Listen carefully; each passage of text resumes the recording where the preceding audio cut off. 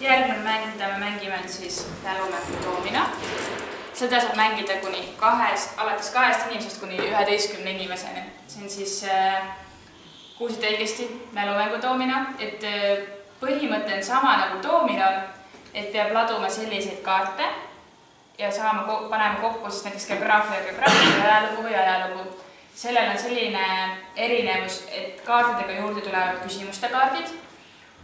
Et kui sa oled laotanud mänguplatsile geograafia kaardi, siis sinust järgnev inimene küsib sinuga selle valdkonnaga seonduvat küsimuse.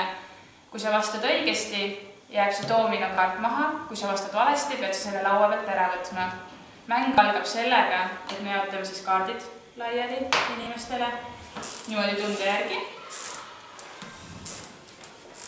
Ja samamoodi segame mängulaual doomino kaardidele. Iga mängija peab võtma mängulaualt 5 mälumängu doomino kaarti ja soovitatab mitte teistele siis näidata seda. Palju teil võtma? 5.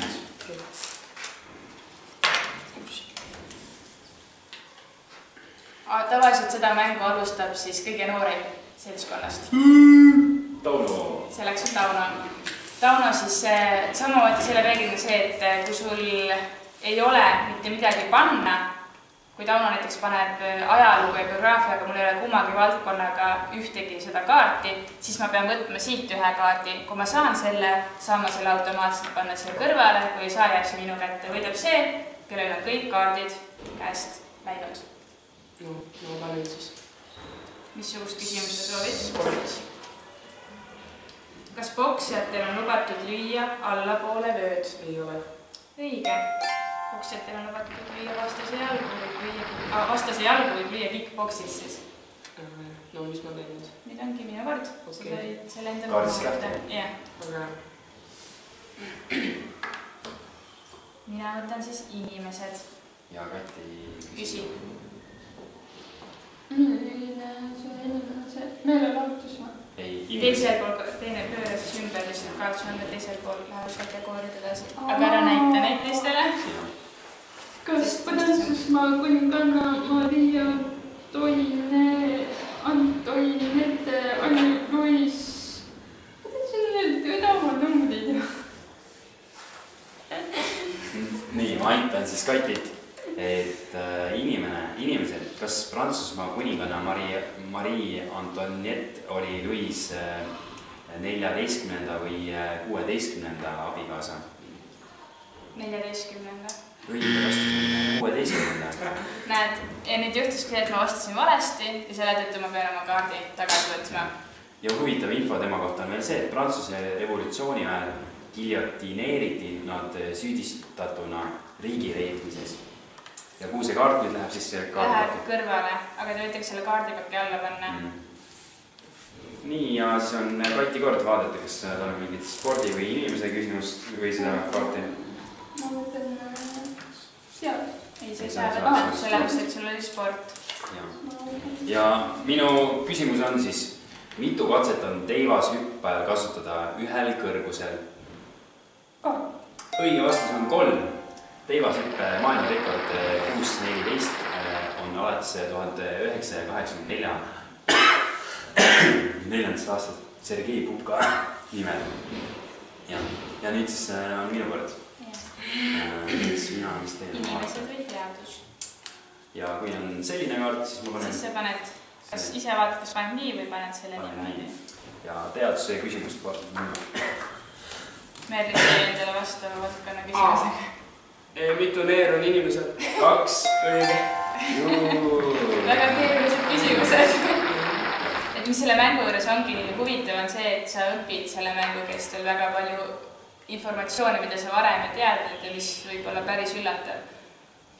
Nii, et kähkusport. Ja nii ei saa panna. Ei saa.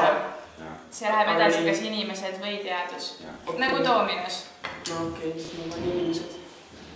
No nii. Küsimus on järgmine. Mis mängu mitmekordne maailmameister on Garri Kasparov?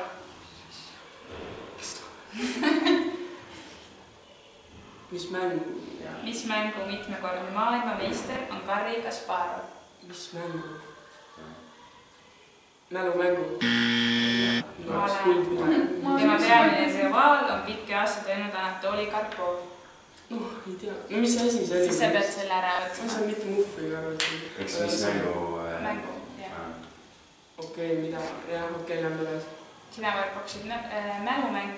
Aga tegelikult on maletmängid ja malet. Mina võtan siis üritan uuesti inimesi vastata. Nüüd Kati loeb uuesti.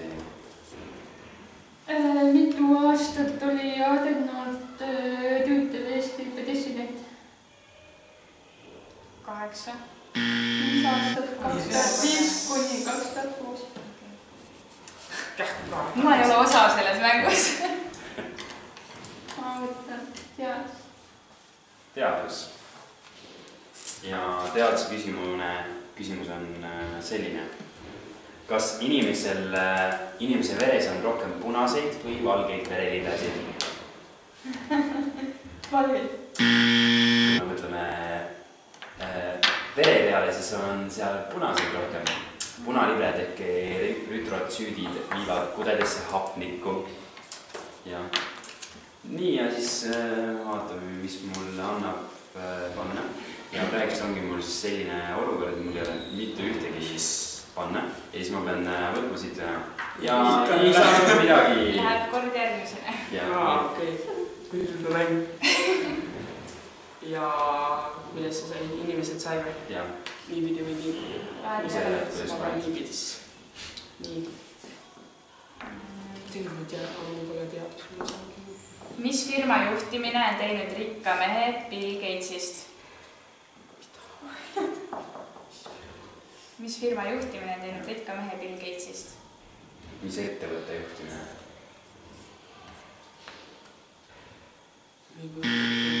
Microsofti. Firma tuntumaid tooted on operatsioonisüsteem Windows ja kontori tarkvara Microsoft Office. Kähku tagasi. Kähku tagasi täpselt. Aga põhimõtteliselt võib öeldagi selle mänguga, et see võib minimaalselt kesta pool tundi ja võib ka minna tundide pikkuseni. Et võitja, nagu endist ütlesime, ongi see, kes kõik kaardid saab käest. Ja me siin jätkame rahulikult. Meie jätkame mängu edasi.